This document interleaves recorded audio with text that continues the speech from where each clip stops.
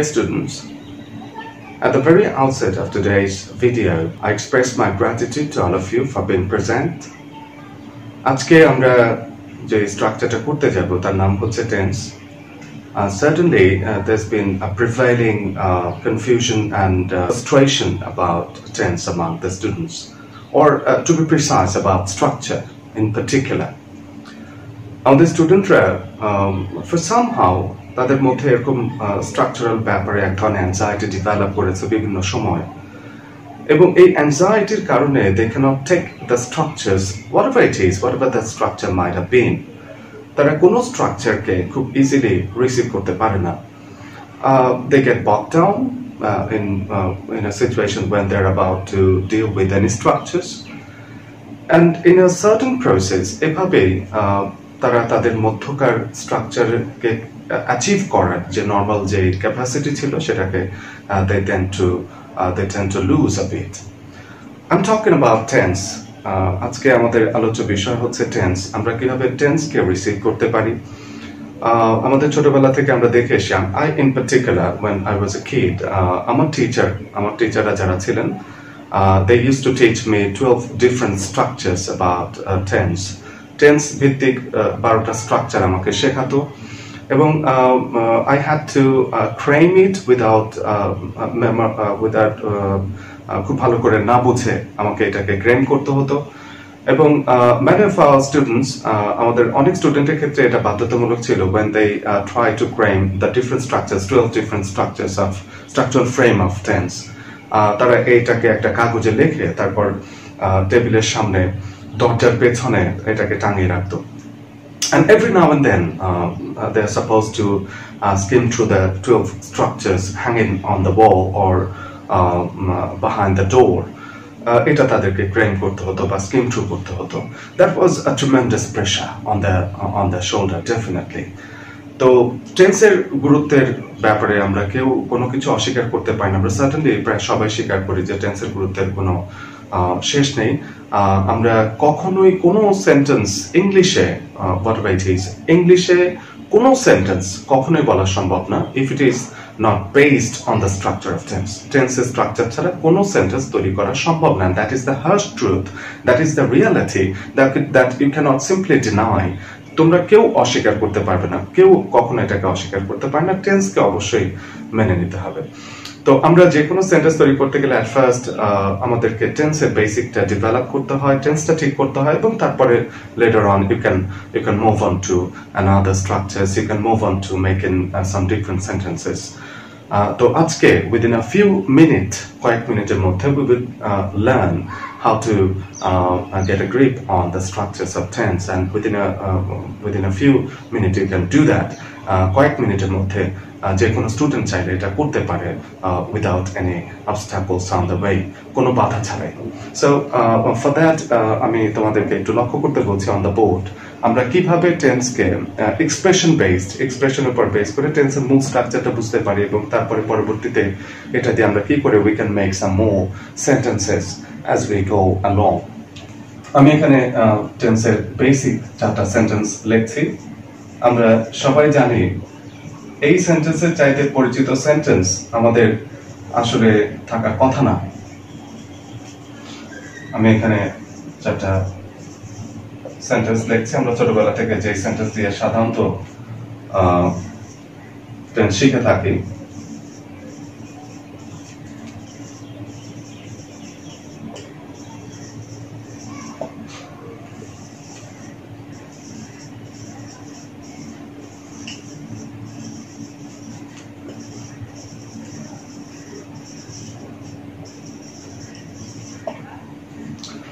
আমরা আমাদের ছোটবেলা থেকে সাধারণত এই 4টা সেন্টেন্স দিয়ে সাধারণত বা ভালো করে বললে এই I eat rice সেন্টেন্সটা দিয়ে প্রায় সকল স্টুডেন্ট সাধারণত তাদের ছোটবেলায় টেন্সকে শিখে থাকে বা টেন্স পরবর্তীতে রিসিভ করে থাকে. and if you try to receive any structure, যখন কোনো স্ট্রাকচারকে as a student আমরা রিসিভ করতে যাব, normally it would be so easy for the students. যে কোনো স্টুডেন্টের জন্য ব্যাপারটা সহজ হবে যদি স্টুডেন্টরা খুব সহজ একটা সেন্টেন্সের মাধ্যমে সেটাকে রিসিভ করার চেষ্টা করে, then it will get in the students quite so easily. That's the way it is. আমরা খুব সহজ চারটা সেন্টেন্স এখানে লিখেছি, প্রেজেন্ট টেন্সের চারটা sentence. I eat rice, I'm eating rice, I have eaten rice এবং I have been eating rice. এই চারটা সেন্টেন্স কোনো স্টুডেন্ট যদি মুখস্থ করতে চায়, certainly that would not require for the students for a long time. বেশি সময় লাগবে না। জাস্ট আমি বিশ্বাস করি যে কোনো স্টুডেন্টের চারটা সেন্টেন্স অলমোস্ট মুখস্থ আছে, প্রায় আমরা সবাই পারি। আর কোনো স্টুডেন্ট যদি চায় যে এটা চারটা সেন্টেন্স মাত্র 2 মিনিটের মধ্যে মুখস্থ করবে বা 1 মিনিটের মধ্যে মুখস্থ করবে, that's quite so easy. I eat rice, I'm eating rice, I've eaten rice, I've been eating rice. I eat rice, I'm eating rice, I've eaten rice, I've been eating rice.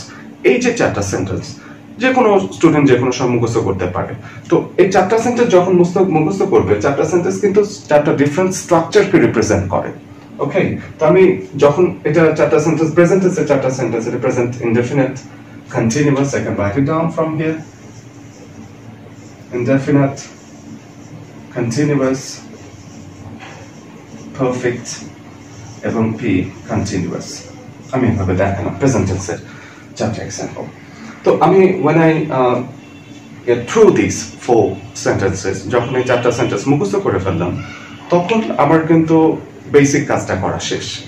আমি এখন খুব ইজিলি বলতে পারি যে present টেন্সের চারটা structure আমি জানি, চারটা সেন্টেন্স আমি জানি।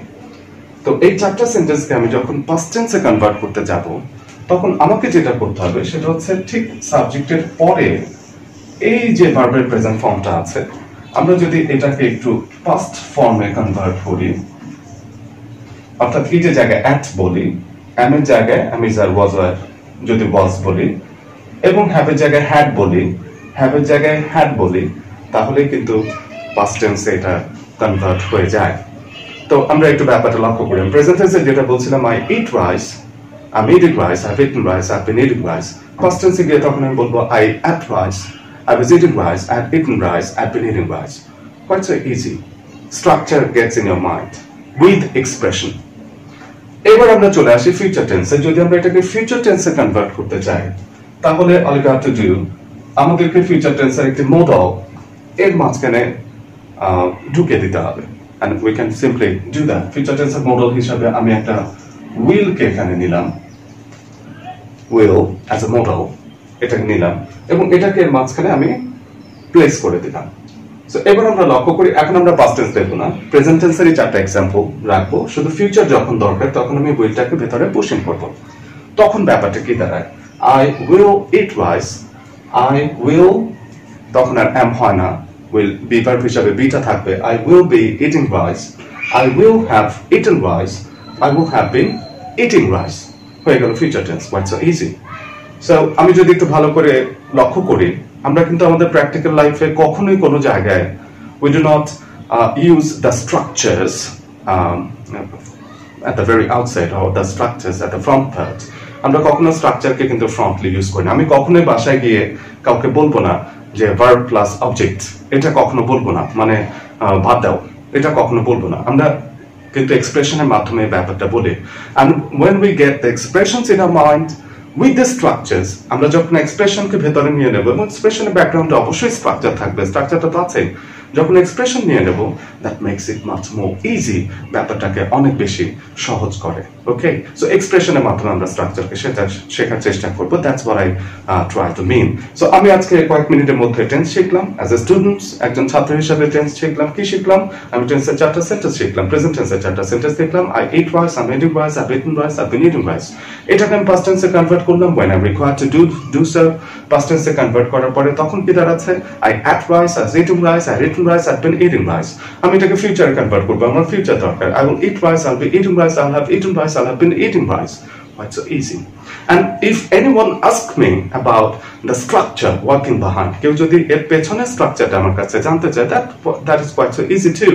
আমি তখন, কেউ যদি বলে পাস্ট পারফেক্টের স্ট্রাকচারটা, পাস্ট পারফেক্ট দিয়ে একটা সেন্টেন্স দাও, আমি তখন সাথে সাথে চিন্তা করবো প্রেজেন্ট পারফেক্টটা, I have eaten rice, এটাকে পাস্ট টেন্সে কনভার্ট করবো, I had eaten rice।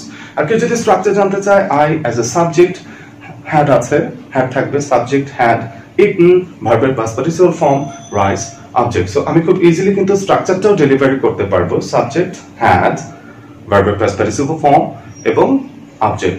Quite so easy. Okay, so all you got to do is to take these expressions into account. আমাদেরকে এই এক্সপ্রেশন গুলো মূলত অ্যাকাউন্টে নিতে হবে, and if you can do so, then we can make any structures quite at ease. That's what I try to do. That's what I develop. I want to see the structures at ease. I want to see the language at ease. That's what I meant to do. So আমরা আরেকবার একটু final রিক্যাপে লক্ষ্য করি আমরা কিভাবে স্ট্রাকচারটা receive করব। চারটা সেন্টেন্স, কোয়াইট সো ইজি, চারটা প্রেজেন্ট টেন্সের চারটা সেন্টেন্স মুখস্থ করব, সেটাই সব সময় মনে রাখবো। যদি কেউ কখন আমার পাস্ট টেন্স দরকার পড়ে, পাস্ট টেন্সে পাস্ট ফর্মটা ইনভলভ করব, যদি ফিউচারটা দরকার পড়ে আমি একটা মোডাল জায়গা মতো ইনভলভ করব।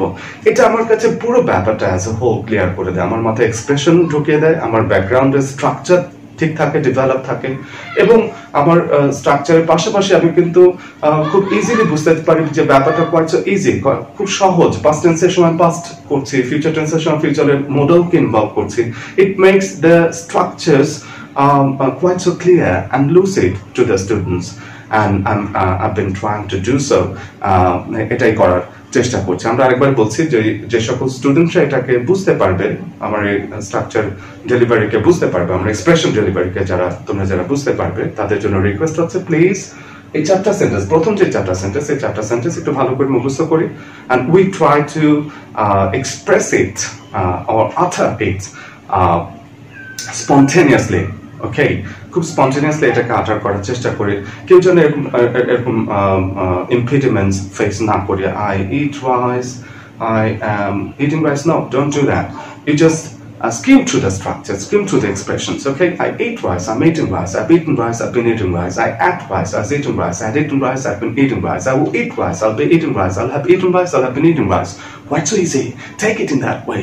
একটু তারপরে এটা কিন্তু মূল structure, fundamental structures, and you have to keep the fundamentals. এটা হচ্ছে গাছের শিকড়ের মতো। You can move the branches around, you can simply play with the leaves. তুমি সেটা করতে পারো, but you cannot play with the root of the tree. গাছের শিকড় নিয়ে দুষ্টুমি করা যায় না। These are the fundamentals. We cannot simply turn these fundamentals down. আমরা এই ফান্ডামেন্টালস গুলোকে কখনো প্রত্যাখ্যান করতে পারি না। So I guess আজকের এই ক্লাসে তোমরা সবাই ফান্ডামেন্টাল টেন্স, যেটা কিভাবে টেন্সকে আমরা কোয়াইট সো ইজিলি রিসিভ করতে পারি অ্যাজ এন এক্সপ্রেশন, কিভাবে যে কোনো স্ট্রাকচারকে আমরা রিসিভ করতে পারি থ্রু এক্সপ্রেশনস, সেটা একটু বোঝানোর চেষ্টা করছি, এবং I guess this will be so much fruitful to all of you. Okay, so that's it, thank you.